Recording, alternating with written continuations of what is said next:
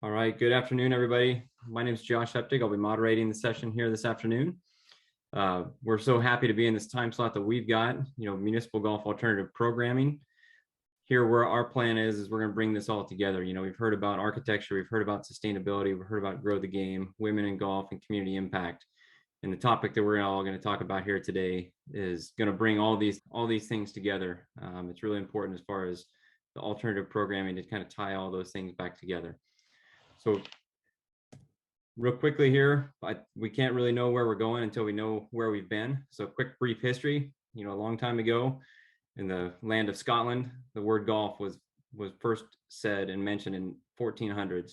So the game of golf really hasn't been much more than about 800 years in total, less than 800 years. So golf came to North America in 1873. Chicago Golf Club opened in 1893 as the first golf course in the United States.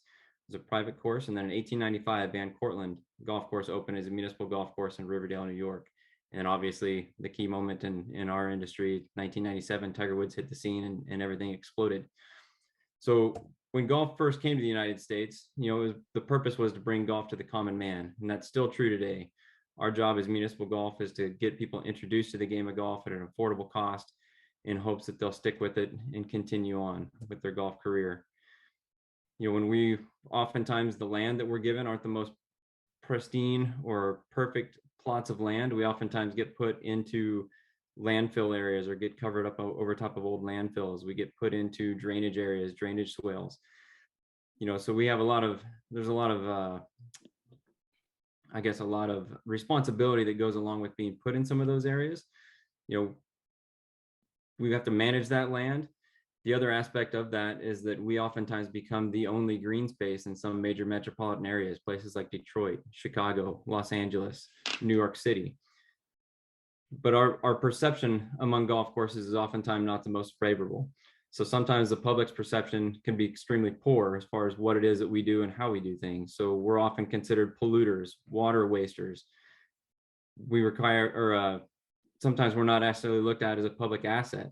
Although we are a recreational activity, we get viewed differently than most other recreational activities. We require cost recovery. Many of our operations as municipalities operate underneath of an enterprise system, meaning that we get to do both, or we get to jive in both sets of the fun areas of the world. We get to work within government constraints and government rules and regulations, as well as trying to operate like a business. The biggest thing regarding golf and how it's different than many other recreational pursuits is the fact that we have to maintain our revenues. We have to bring revenues in to be able to continue to operate. That's not necessarily the case with many of the other activities that you see here. The general public really supports, communities really support Little League baseball, swimming pools, basketball courts, all those different things that are there. But oftentimes when you start talking about a golf course, the general public's perception is completely different. So what we need to do is really kind of reinvent ourselves. And one of the golf properties that I managed for the county of San Luis Obispo, we had to do the exact same thing. Our problem was the fact that we didn't have enough prisoners in a local prison. Our water source is tied to that prison. The golf property does not have any other water. We've drilled 22 wells and there just simply isn't any water in the ground. So we get the reclaimed water from a local prison. The prison system in the state of California realigned itself and we lost 60% of our water in the matter of a 6-month period of time. So we had to figure out how to change who we are and how we maintain ourselves within the community. So our process is that we went through and we did 16 different public forums. We got the input from the public and our community to find out what it is that they wanted. We've got 750 acres of land. We did have an 18-hole golf course. Obviously, with the lack of water, we had to shrink that footprint down. You see in this map here, the 9 golf courses kind of in the middle upper right of the screen. And there's all kinds of other things that are in this plan. We've got a Cal Poly, which is our local university. We've got the men's and women's golf teams have now become part of our property. It's called the Tom Lehman Learning Center. Yes, the British Open champion, his kids go to Cal Poly, and so he donated some money to put in a learning center. It's been fantastic for the game of golf in our community of having that facility there, and Tom actually shows up on property quite frequently. We've got mini golf, we've got pump tracks. We're going to see some of these pictures here as I move through. So here's a representation of the go-kart track and the miniature golf course we plan on putting on the property. We've already constructed and implemented a top tracer range, and it's been wildly successful, bringing a lot of different people to the property that otherwise would not have come. Picture of our targets that we have as part of our top tracer range. We've got disc golf course that we've just now completed. We haven't opened it up yet to the public, but that's going to be online here shortly. Zip lines are going to be online here this coming summer in 2022. We've got plans for BMX pump tracks and skills courses up through some of the valleys to connect our golf course as a trailhead to some larger national forest properties that exist just north of where our golf course resides. And then finally, we've got camping cabins that are going to be coming online here very shortly. We hope by summer of 2022 as well, to where we have people stay on property. We've got a restaurant, so we could become a stay and play golf property. There's 13 other golf courses across the area, and we could be their home place. So the biggest thing that we've done is, we've created internal funding. We raised some general funding within our program to help pay for these different projects. The biggest thing, our goal with this whole situation is one, we lost water and we had to, as we said, reinvent ourselves. But the other element of the situation was we really wanted to bring and engage the other 90% of the population. We've got 3 golf courses that we manage in the county of San Luis Obispo, and we don't oftentimes see a lot of the 90% that don't play golf. And I think that's an issue that hopefully a lot of these different things that the other individuals on our panel here are going to talk about is how we can bring additional people to our golf properties to make, to invite our communities to our properties to help boost what it is that we do from a business standpoint, but also to provide more amenities and places for people to recreate, to enjoy themselves, to just enjoy life on a golf property. I'll share one quick little story with you. And COVID obviously has had a huge, tremendous impact on the golf industry over these last couple of years. And it's up to us as operators to continue that momentum forward. But I had a young lady that came in, and she walked on the golf property. She just looked totally lost. And I introduced myself and asked if I could help her. And she said, "No, I'm fine.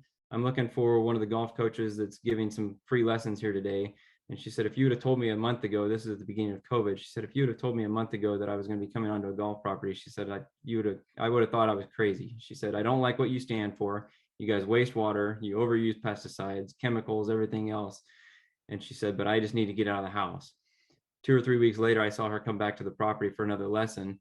And she asked me, she bought about $3,000 or $4,000 worth of golf merchandise. She's now an avid golfer that plays 3 or 4 days a week. And that's somebody that vehemently disliked anything that we stood for. So there's a lot of good that we can do, and we've got to figure out how to replicate this situation with COVID, not in all the negative aspects that goes into it, but what marketing message have we been missing out on to get people to our golf properties. And some of the things that these folks are going to talk about will hopefully give you a lot of ideas and maybe rethink how it is that you manage your golf property and how we can get more people to the game. So with that, I'm going to turn it over to Alex Van Allen. Alex, take it away. All right, Josh, and thank you very much, and thanks to the National Links Trust for giving the opportunity to discuss fling golf and how it can benefit municipal golf courses. I thought I'd start off with a video. It's a good, better way to give you an idea of what fling golf is, and then I'll fill in the details following the video.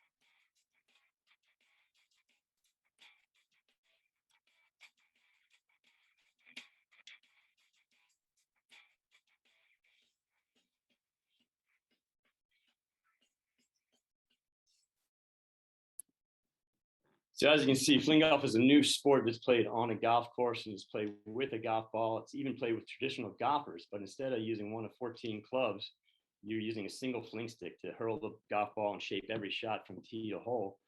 And the best thing is for you guys is no changes to the course at all. You just let the people play. Who are fling golf players? Well, a third of our fling golf players have never been on a golf course before, so you're really reaching a whole new demographic, a whole new group of people, bringing them out to a golf course. Another third are former golfers that are coming back. They've left golf for whatever reason. They're frustrated. They've had an injury. we've had golfers that have left, left decades ago, and they're coming back with a fling stick onto the course. And the last third play both golf and fling golf. So either your golfers out there now, but they'll put a fling stick in their bag. They may pull it out for closest to the pin on a par 3 or just for fun, or they may be bringing their family and friends out with them. Say, look, I'll play golf, you guys play fling golf, and we can all be out there together. So who are our players? Well, they trend younger than traditional golfers, which I know isn't saying much. But we get a lot of families, a lot of teenagers that are playing with their parents while their parents play golf. But our core is really a sort of 28 to 35-year-old athlete or player that's coming out to the course. One thing we've also noticed very recently and is growing a lot is the adaptive community. So wheelchair golf, amputees, disabled vets, even the blind community is starting to play fling golf. So, something that maybe they weren't able to play golf, it's hard to make contact with the ball. With a fling stick, you've already got the ball in it, so you're able to get out there on the course. Why do they play? Well, we did a survey of our thousands of fling golf players recently, and the number one reason is because it's fun. It's just a really fun time to be out there. The second thing, maybe the biggest thing though, in my mind, it's easy to get started. So in less than a half an hour with the right instruction, almost anybody can get off that first tee and feel comfortable enough to go out on the course and play. That's obviously something golf doesn't have. So it's that quick start, quick satisfaction, get out on the course. It's still a lot to learn. It's still a long time to master, a short game and everything else, but it's that quick, get off the tee and get rolling. It's also inexpensive. It's $120 to $200 to get one fling stick as opposed to a whole set of golf clubs. So it's easy to get rolling there, and it's social, just like golf. Everybody wants to be out there with their friends. So how does this benefit municipal courses? Well, in my mind, for the biggest thing for you guys is that it reaches your entire community. So it's not just your golfing community, but you're really reaching out to everybody. And by doing that, by bringing in those additional players, obviously you're driving additional greens fees, food and beverage, everything that comes with bringing a new player to the course. And again, it's low cost to get started, but not only for the player, but for a course, for $1,000, you can get about 10 sticks, get rolling. You can get a return on that investment really quickly. So how do you get started? The best thing to do is get a rental fleet of fling sticks, just a few to start with, and then you can grow from there. But it's really important once you get the fling sticks to market to your community. And we've worked really hard, and we've developed a marketing kit, which I'll go through a little bit in just a sec. But very important to reach out to the community and let them know you got fling golf. You can't just bring them in and let them sit in the corner and hope people come. I mean, you can do that, but it's not going to work as well. You definitely want to allow or encourage fling golf play and get on our fling golf course map. We put a fair amount of effort into developing this map. It's on our website, and this is just around the DC area. You'll see the different symbols, different colors. If you're light blue on there, you're fling golf ready. I mean, it means if you're a golf course, you're ready to have fling golf played on it. Like I said, you don't need to make any changes at all. People just come and play. If you're yellow, that means someone has come and played on that course. A fling golf player has come and played around and reported back to us. And then the dark blue is if you have fling sticks for rent, and that's a great way to get people to come to your course because we drive a lot of people to this map.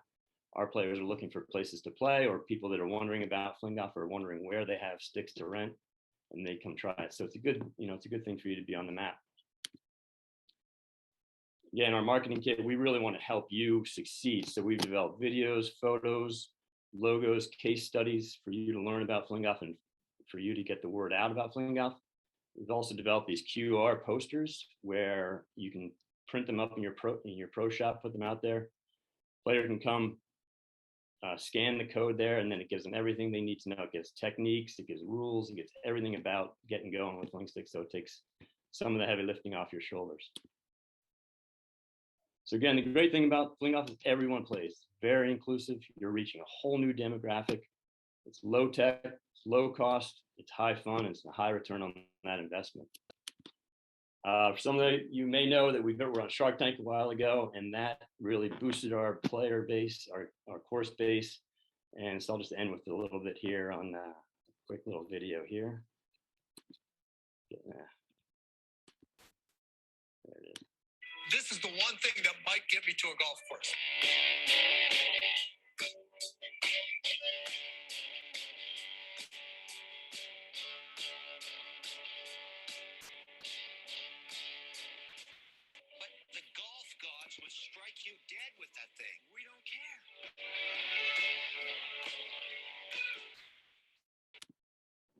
So we may not care about the golf gods, but we do care about getting you new players on your course. And so we have a bunch of resources here. Obviously, our website, visit that. We've got a great course owners page. You can take a look at. It's got a ton of info for you. Take a look at our videos on YouTube. If you want to see what the player's up to, try the Facebook Fling Golf Players group page. And you can always reach me. Here's my number and my email. And thanks again for the opportunity to discuss Fling Golf. All right. Hello, everybody. This is Scott Dolly here with PlaySpeedGolf.com and Speed Golf USA. It's great to be here.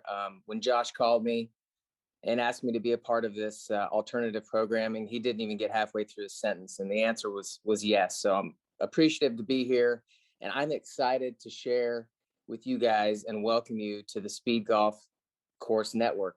So what is that? Well, at a Speed Golf course, or if you're Speed Golf friendly, then you offer Speed Golf tee times. And what does that mean? Well, if you look at this slide right here, you're going to see about 24, mostly guys. There is a lady in there that's smiling, excited to get out there and play some speed golf. But this is typically what you're going to see when you offer Speed Golf tee times.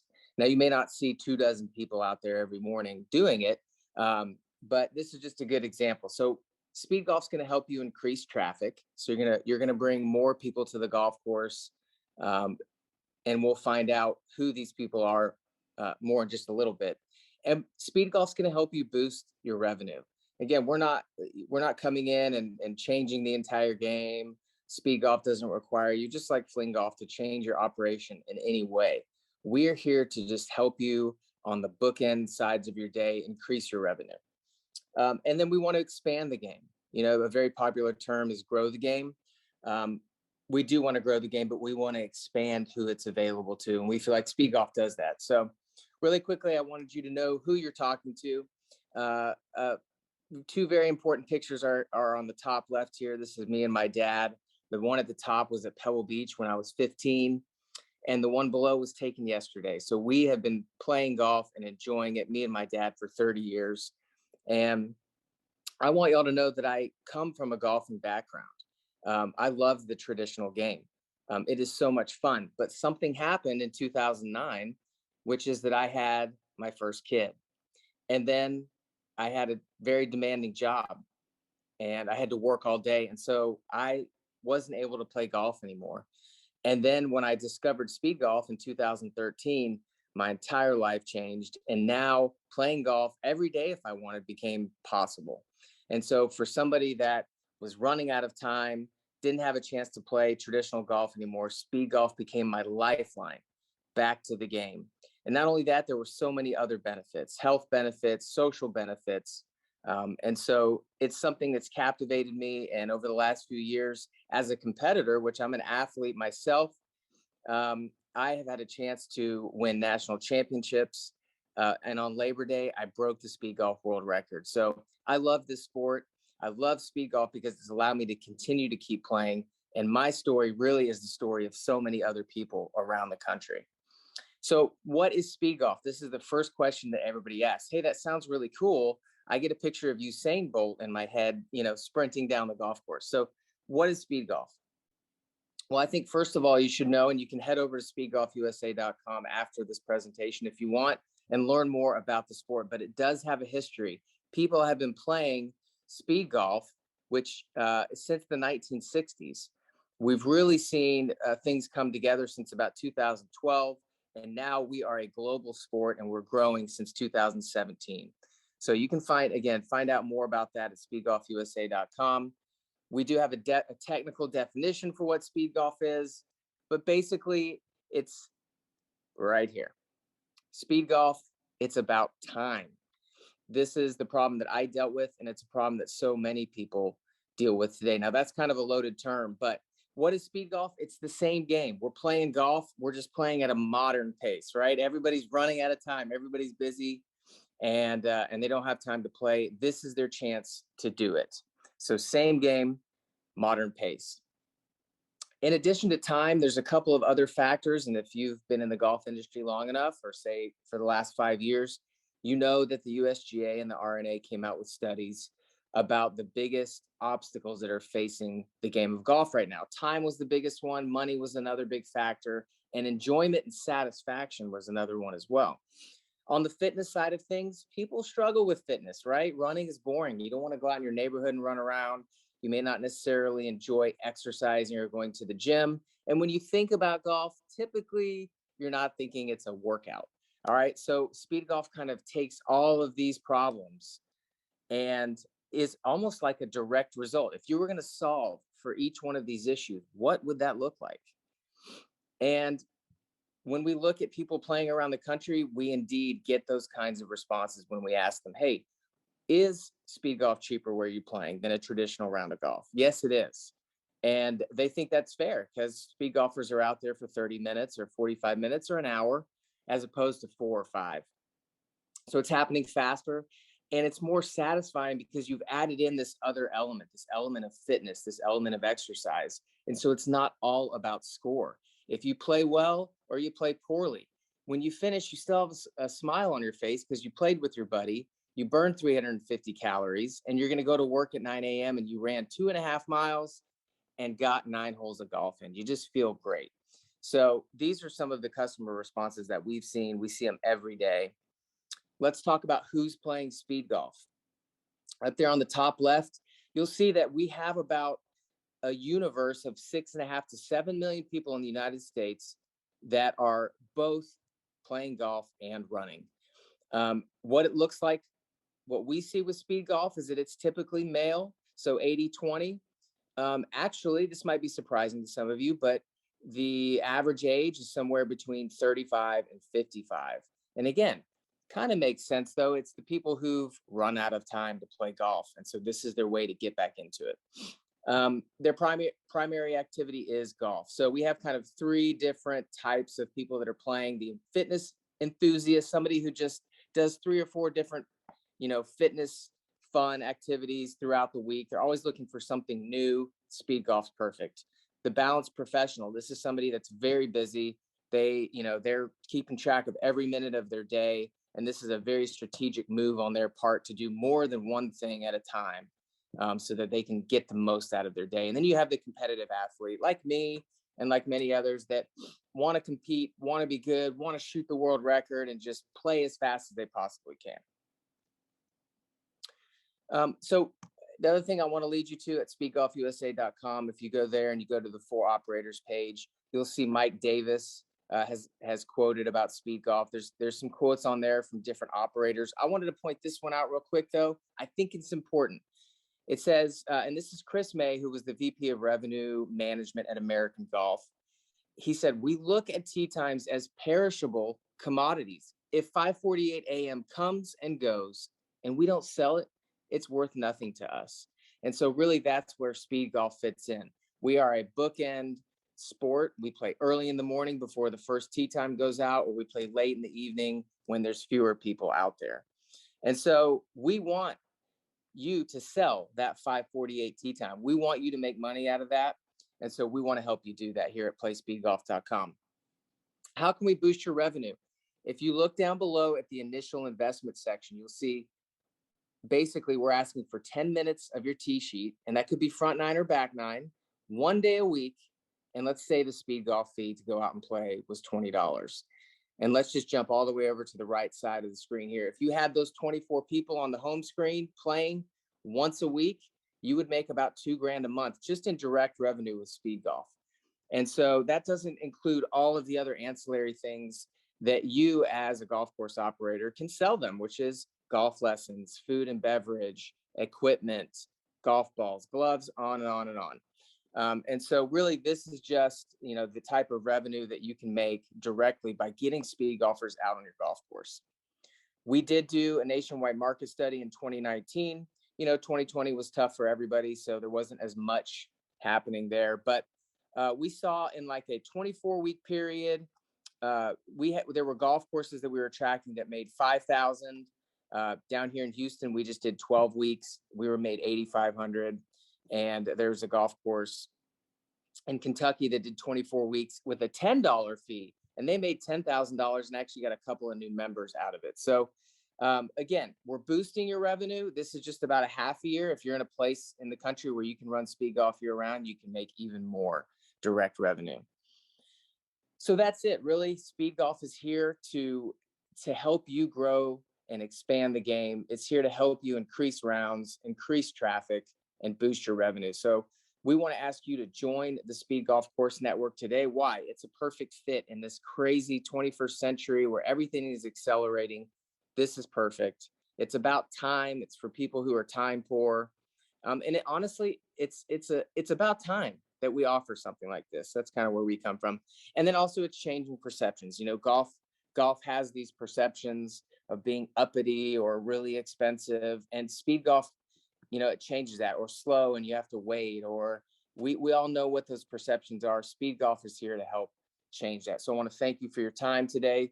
Thank you, Josh, for having me. Thank you, National Links Trust. If you'd like to get in touch with me, here's some information here, and there will be some more contact information at the end. Thank you very much. My name's Allison Pleva. I'm an account manager with Top Tracer Range. And while I can't say that we've been on Shark Tank or have any world records that I know of, what I can tell you is Top Tracer Range is the same ball tracing technology that's used on televised golf tournaments and tournament ranges alike to track the shots of some of the best players in golf.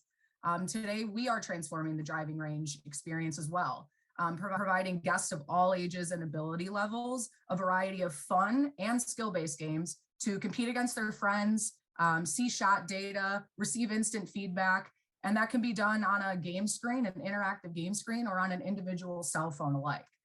At the core of it all, Top Tracer is using technology to continue to innovate and change the way that people play golf. As we all know, technology in general is changing almost everything we do on a day-to-day basis. In the golf world, whether that's reserving tee times or finding your ball on the course, technology has made golf and the golf business in general more fun and easier to operate. We're striving to do the same on the driving range. And the commonality thus far in this alternative programming session has been bringing a new demographic to golf. Part of the way we are doing that at Top Tracer is providing multiple different game modes and practice modes for golfers of all skill sets for the driving range. On the entertainment side of things, we have some more social games lending themselves to kids, beginners, groups, and families. And on the other hand, we provide more skill-based games and practice modes, which allow for avid golfers to really hone in on their game. Our phone application sends shot traces and detailed data directly to users' phones. We have instant stats like ball speed, launch angle, carry, and more that can be stored over time to track progress and measure improvement of gameplay. So not only are golfers using the app while they're at the range, they're analyzing at home and sharing it with friends and teachers. So the more we can engage golfers off course and at home and really get them thinking about their game, the more they're going to spend time utilizing the technology on site. So we know, based on these couple of tidbits here, what the tracking technology can do for golfers. However, how is it going to benefit, and what opportunity does it bring to golf courses and facilities alike?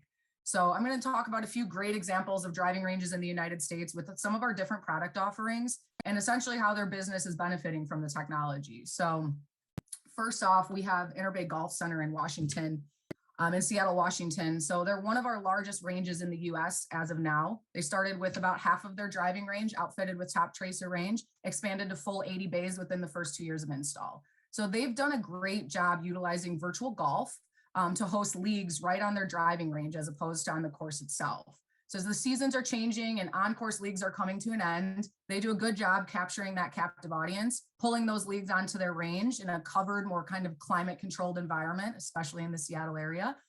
So this fall and winter, they have about 147 players participating in 2 leagues using virtual golf. So they'll play 9 holes per week at famous courses from across the world. With numbers like that, it really should come as no surprise that they also boasted the most unique users 3 times in a row in our Top Tracer Range global tournaments. So our Top Tracer Range global tournaments is a fun thing that we've launched this year. We've hosted 4, there will soon to be 5 coming at the end of the year here. And what we do is we launch these global tournaments alongside some of the PGA Tour events to get our Top Tracer ranges competing against one another. We do global prizes, national prizes, local prizes, And we're using an existing game mode that we have called the 9-Shot Challenge. We've launched the 9-Shot Challenge along with tournaments where the PGA tournaments are being hosted. So golfers can not only play alongside their friends, but play alongside some of their favorite professionals as well. So through events like these, in league play and our global tournaments, Interbay was more than able to double their range revenue in food and beverage while having people on site participating. Our next example will be Hagen Oaks Golf Complex in Sacramento, California.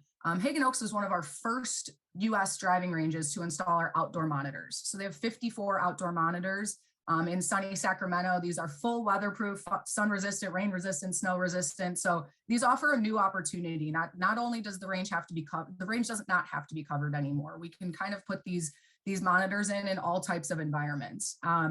You can see here with installing the 54 outdoor monitors, they experienced their 15 busiest days in the history of the golf club. So with already, adding to a busy operation, they've really kind of put it over the edge in terms of getting people on site and getting people to spend more time there and play. We can see a couple of these stats here. These stats are something that Top Tracer range technology can provide. Not only can we see, the balls that are being tracked on the range itself, but we can register, range activity down to each specific bay. So we can see a lot of different stats. These stats can be hugely important for measuring the success of Top Tracer, but ultimately measuring the success of the driving range in general. Game specific stats, player stats, how many balls are being traced, sessions being played. We really have a full look into what's going on in your driving range now. So the past, 2 examples have been more on the monitor-based side of things. And my next example here will be Makefield Highlands in Yardley, Pennsylvania. They are arranged with both of our products. So they have our mobile solution as well as 6 monitor systems. They yielded unbelievable results in their first month of opening. So we're fully understanding of the fact that technology can be very daunting, and installing technology at your driving range can be a daunting process as well. So we've taken it upon ourselves as a company to support our ranges from a marketing and a business operation perspective. So we provide a dedicated account manager to each range. With that comes a marketing toolkit and best practice sharing from ranges across the world. And Makefield did a really great job taking full advantage of all of our offering. We spent several weeks planning for a successful launch. And because of that, utilizing the tools that we offer in account management and marketing best practices, they saw high app downloads, high usage rate, and ultimately increased revenue on the driving range and in other parts of their business like club fitting. We can add a lot of potential to an existing driving range, as a technology in general. I know we've touched on a few examples, but ultimately wanted to kind of wrap it up just with a quote that we had received from the National Golf Foundation, saying that Top Tracers change facilities for the better by creating new revenue streams. And while we think and know how important that is, we are also firm believers that in getting more people to play more golf more often is even more important for the game of golf overall. We've demonstrated these results and how technology can help you facilitate alternative programming. We would be happy to share more examples for anybody else interested in implementing this at their facility. Wanted to thank the National Links Trust for hosting this great event, for all those involved in helping us be a part of it. Really providing a great roadmap for municipal golf. And we believe with events like these and panelists like we have and the products that these panelists have, the future of municipal golf is very, very bright. So thank you for having us. All right. Thank you, Allison. I'm a net promoter of Top Tracer. I'm a consumer of the product, both with my own range dollars, and we also are seeing that grow in the world of Troon. So that's my segue from Allison to myself. I'm Chris Strauss. I'm the EVP of Global Sales and Marketing for Troon, which Troon now encompasses a number of brands throughout the world. We are involved in over 600 18-hole daily fee equivalent golf courses, private clubs, resorts in 40 plus states and 30 plus countries. So we get to see a lot. And super excited to join you at the National Links Trust Symposium on municipal golf, because we want to share with you some of those key learnings. I know some of you might think too that well, wait a minute, I didn't think Troon was involved in municipal golf, and just want to dispel some myths there that we sure are. We have been for a number of years. in the Troon Golf brand at the likes of Iron Horse in Kansas and Indian Wells in Palm Springs area to, now we're the honored to be the operator of the National Links Trust courses and help see through the revitalization and really what's going to be a major success story in municipal golf. To recently in January 1, we acquired Indigo Golf Partners, which brought another big tranche of municipal golf courses from the city of Chicago, municipal golf courses to Knoxville, et cetera, not to mention OB Sports, who's been involved with, the city of Seattle, city of Tucson, city of Phoenix. So again, I'd share all that, not to try and do that. I want to do that in a humble way, just saying like we see a lot and we want to make sure we share some of those key learnings with y'all. So, do want to recognize the efforts of Orrin Vincent, who passed away recently, who was the founder of OB Sports, who is now part of the Troon family. And so I opened up our slide with a picture of Papago, which Orrin was keenly involved in, loved college sports. Papago is the home of Arizona State athletics, a great example of how you can have a municipal golf course tied to the local university, tied to the city, serve the city residents, and even be a destination for collegiate golf, high-end golf, and even a tourist destination in some respects. So I challenge all of you. I want to start though with a quote from somebody who's been quoted a few times, Lady Gaga, and really I'm not going to read this quote, but I want to encourage you. And sometimes in golf we're in like a sea of sameness, and I want to encourage you to think differently. Like, how can I use my club differently? How can I do food and beverage a little bit differently? How can we do things just a little bit differently to be a better hub of the community, a hub of the city that I serve? And if you take that spirit as a leader of your facility down to your team, you're going to do great things. And I'm sure some of these examples we share in the next forthcoming slides might be from your place if you kind of take this approach to think differently and get out of the sea of sameness. So I started with a little teaser on Papago, and it's a city of Phoenix golf course. And what I admire most about the team there and the operating team that executes there, they try to be more than just golf.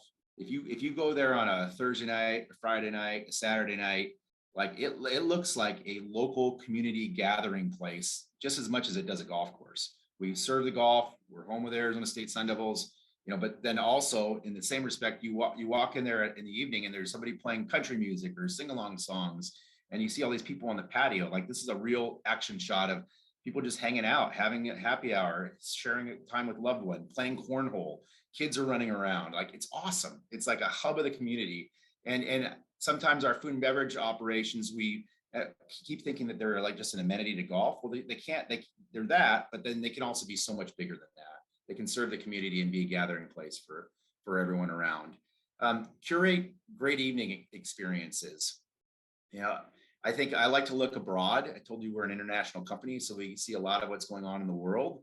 And these are pictures on the bottom right. These are pictures from the track at Maidan, which is a 9-hole golf course, 3,500 yards, championship regulation length, completely lit up at night. And it's in a desert climate. And you don't see a whole lot of like that big of a night golf in the US, but you can do it. There's some areas in the Southwest where I would love to have lit golf in the summertime to go out when it's a little bit cooler. And a U.S. example is Angel Park Golf Club, which is technically a city of Las Vegas asset and really a shining gem. And this is the Cloud 9 short course. It's a par 3 course. It's lit up at night. So it's 12 holes during the day, and then it's 9 holes lit up at night. Again, in a desert climate, it's really fun and a great experience. And you can extend your operating hours and have evening experiences. So another great evening experience is from another municipal example in the city of Indian Wells at Indian Wells Golf Resort. This is Shots in the Night. It has basically a 7-hole putting course with lasers that shoot down that direct you where to play. I'm sorry, Allison, I got to use this analogy. It's kind of like Top Golf for putting. And the cool thing is a lot of people, everybody can putt, right? And there's a DJ and a lot of cool stuff that happens there at night. We are doing Top Tracer on the driving range, so that's coming too. So speaking of how everyone can putt, take that as a key learning and say, how can I create a putting experience that's unique and different? You all see the trends that are happening in the high-end resorts and how they're building putting greens and putting courses. Like, there's no reason why you can't do that at a municipal golf course. And at Angel Park, that in fact happens. There's a 9-hole putting course that's lit up at night on the bottom right corner. But we see it also happening in other realms in residential golf. This is Sterling Grove, which is going to be a private club outside of Phoenix that has an 18-hole putting course that was designed in addition to the 18-hole Nicholas design golf course too. And these things create just hubs of the community. They create social atmospheres and social events. If you don't have a putting course per se, how can you reprogram your actual putting green to set up holes and tee markers? Like, you think differently and think about how you can repurpose that area to take advantage of the fact that everybody can putt. I know you're also saying, well, wait a minute, I don't have a budget to buy lights and to light up my golf course or create a lit putting course. Well, you can do it pretty cost effectively and creatively. On the bottom right corner, these are some examples from Weston Mission Hills and Palm Springs, where they just did glow putting and then combined it on the top part with, with a drive-in movie where you pull your golf cars up and you rent a screen and create a cool evening event and activity that is very cost effective to execute and also creates activity and new revenues for your property. So encourage you to think that way too. Curate unique dining venues.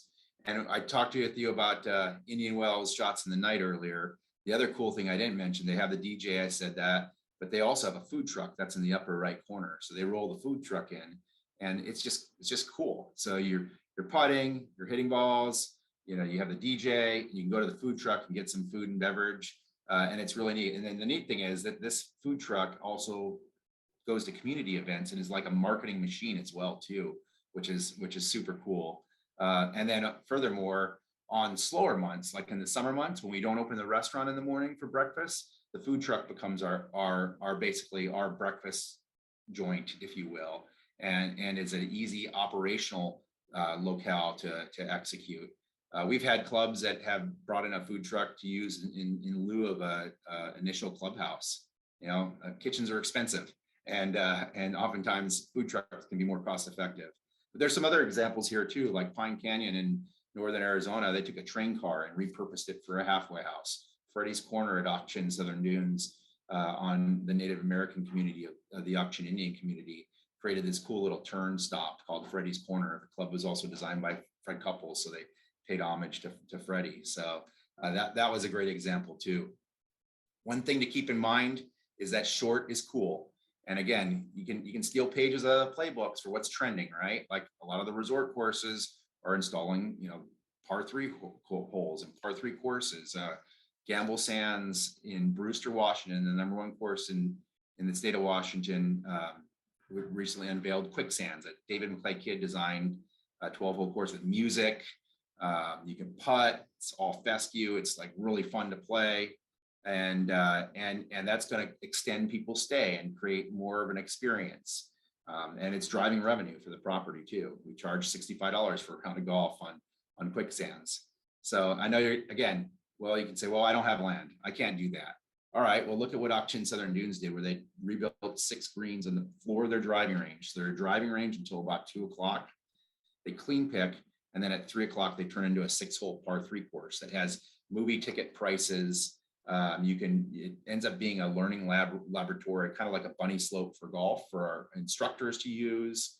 And then we also have done some really cool evening events there too, and had glow contests and glow putting, etc. So that's an example where we took the existing range, didn't require any more land, just refurbed through 6 of those greens, and then created some tee markers and turned it into the 6-hole par 3 course. So again, think about how can you do something differently with what you have today too, and just kind of reprogram it, if you will. So I know Allison spoke quite greatly with regards to Top Tracer.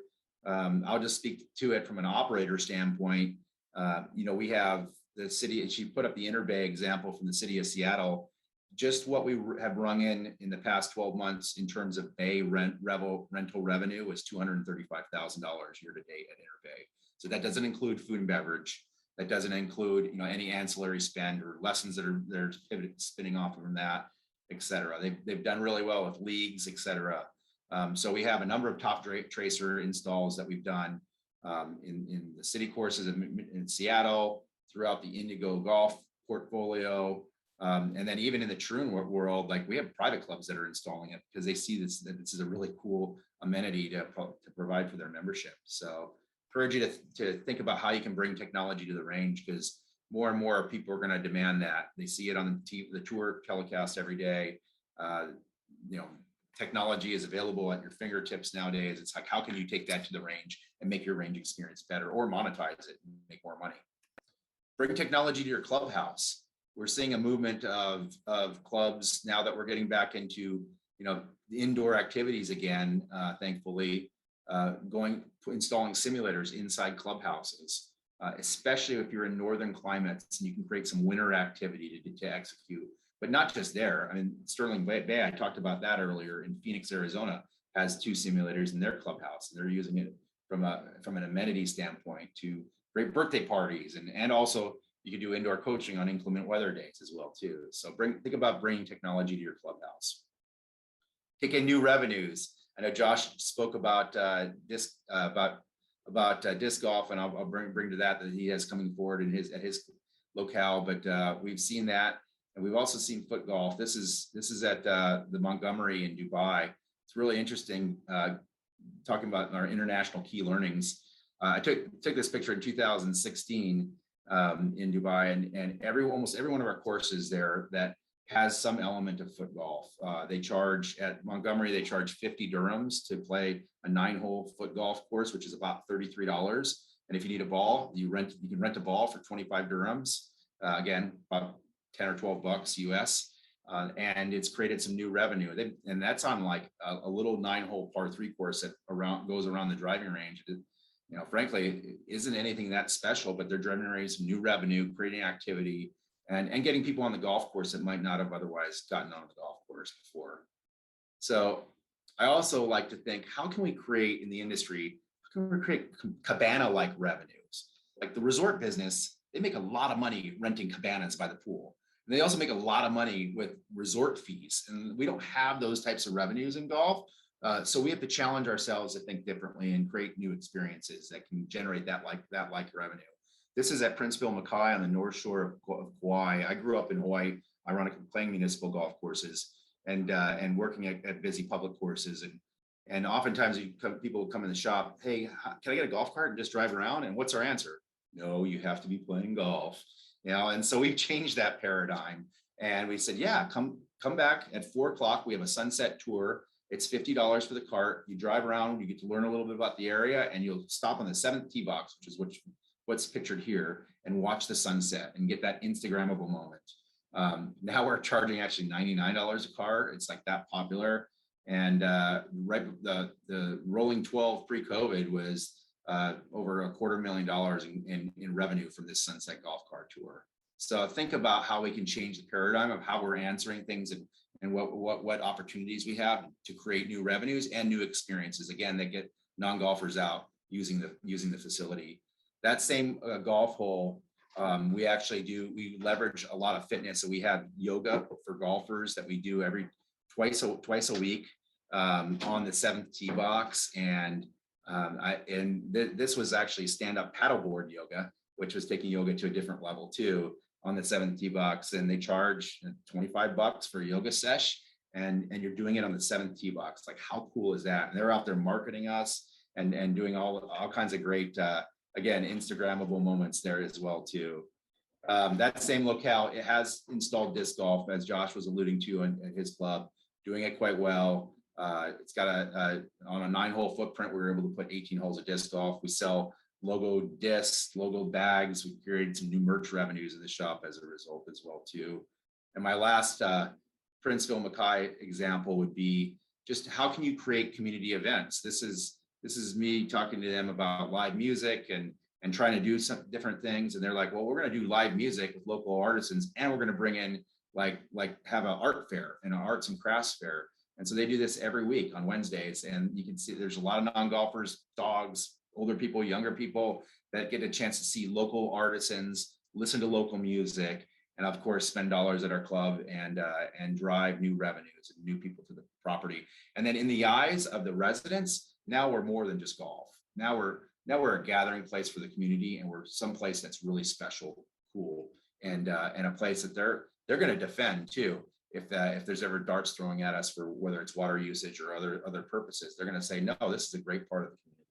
So lastly, I'll leave you with a couple of just thoughts. Don't ever stop growing the game. I mean, I showed you all these wild stuff and the sizzle and some of these cool things that are being done, but we can't lose sight of the fact that golf is what the core golfer drives our business, and we got to keep growing the game. We have a boom right now. Let's sustain that.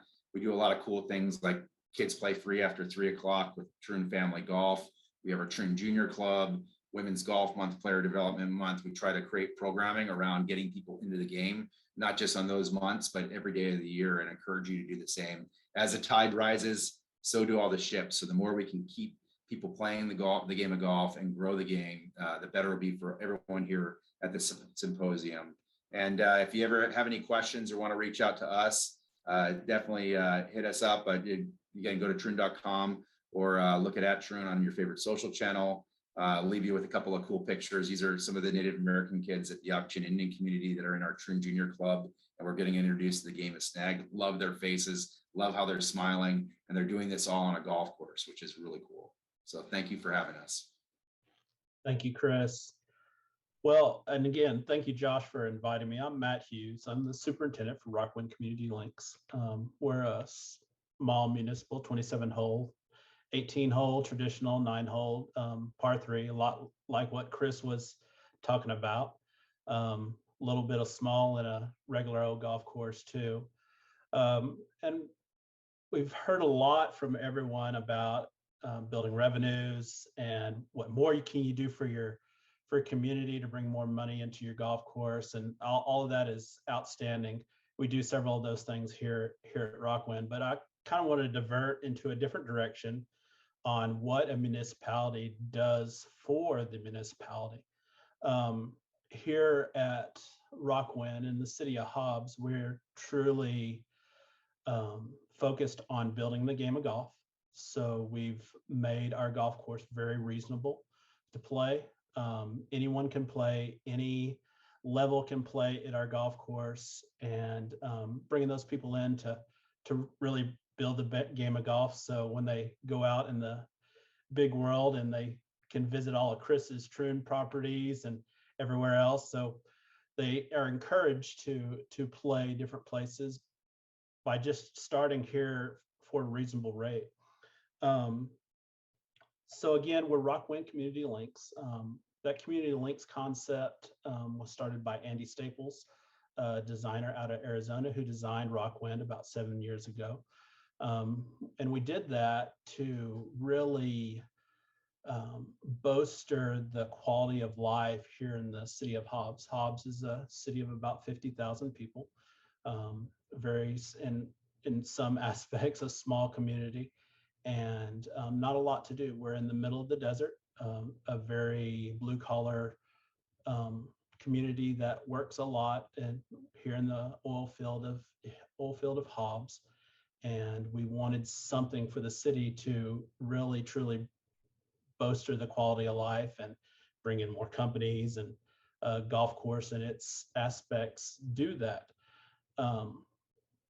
So what we did 7 years ago was, what can we do? Well, number one, we want to build the game of golf.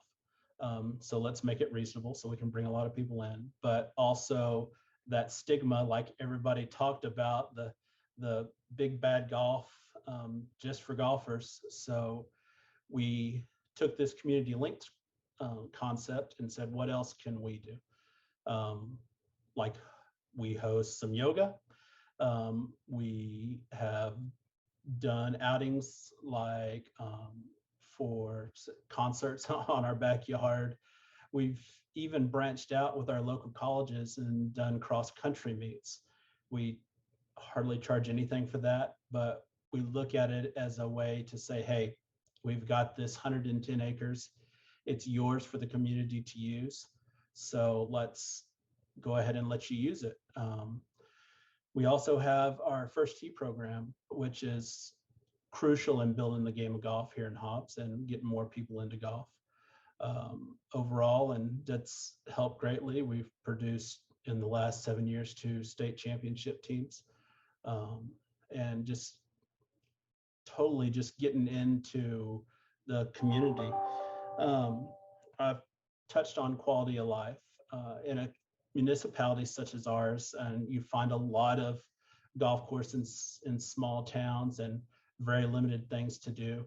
A municipality golf course brings a quality of life feature back for something for people to do. And Josh and everyone touched on COVID, and golf was one of the few things that people could get out there and do. And here in Hobbs, it was a savior. I think it really helped out with giving folks something to do other than sitting at home waiting for the next move. So we saw golf really increase.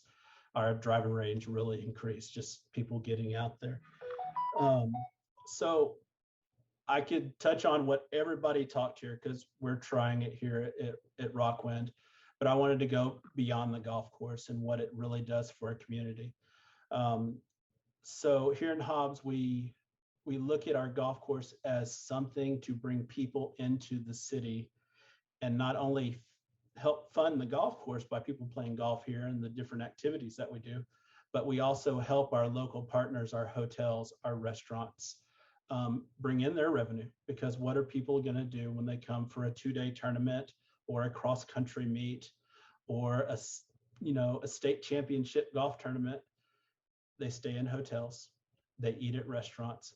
So as a community partner, we're helping bolster the revenue of other facilities within the city. Therefore, being a municipality, we benefit from that, from the gross receipts that are generated from those hotels, from those restaurants. And in turn, it comes right back to the golf course, maybe not monetarily directly at the golf course, but through our gross receipts, which fund our golf course, because our golf course is funded through the city. It helps fund that golf course. So it's a big circle that comes back.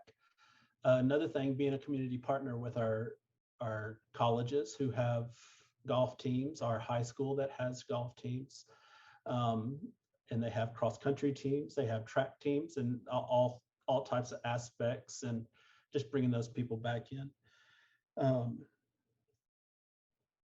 There's other things we could talk about. I really wanted to touch on what a golf course can do for the community beyond just golf, and as a municipality, and the importance of municipal golf for a town and bringing people in.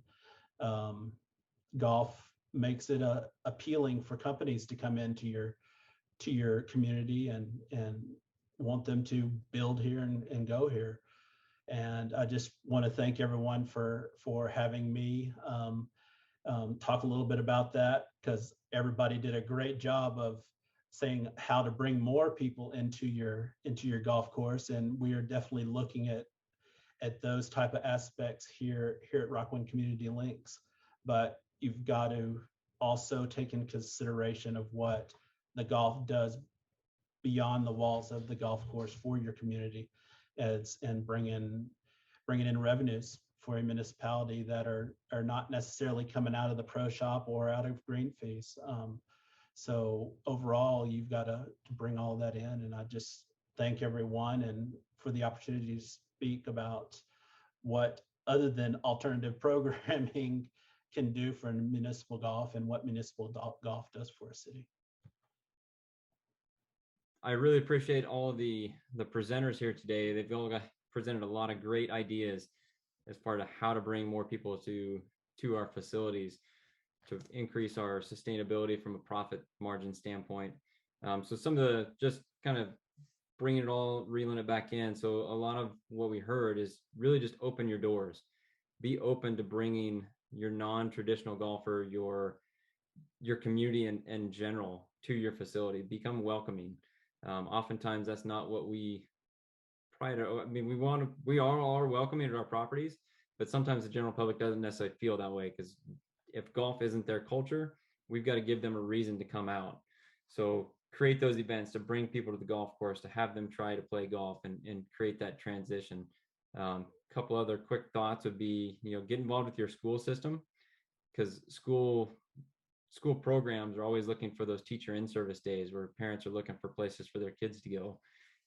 Invite volunteers to come out and help give golf lessons, or create some STEM technology stuff, talk about science, technology, engineering, and math.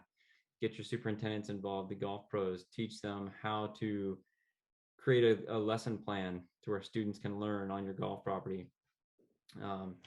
A lot of great ideas here today. We really want to hear from the rest of the group.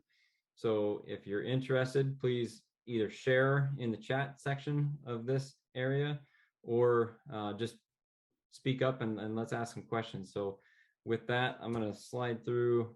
Here's some contact information for everybody that's talked here today. Also gives you a reference point as you're having some questions. Maybe you had something that was directly related to Scott or Alex, related to their golf aspects, alternative golf aspects, or Allison with Top Golf, Chris with Troon, or Matt with the City of Hobbs. And we had originally planned on having Sandy Reed with St. Andrews Golf Links with us. And just as an element to kind of question people or ask, is I didn't know until I actually went to St. Andrews a number of years ago, but the home of golf, the original municipal operation in the world, the one activity that they do not allow on Sundays on the home of golf is actually the game of golf.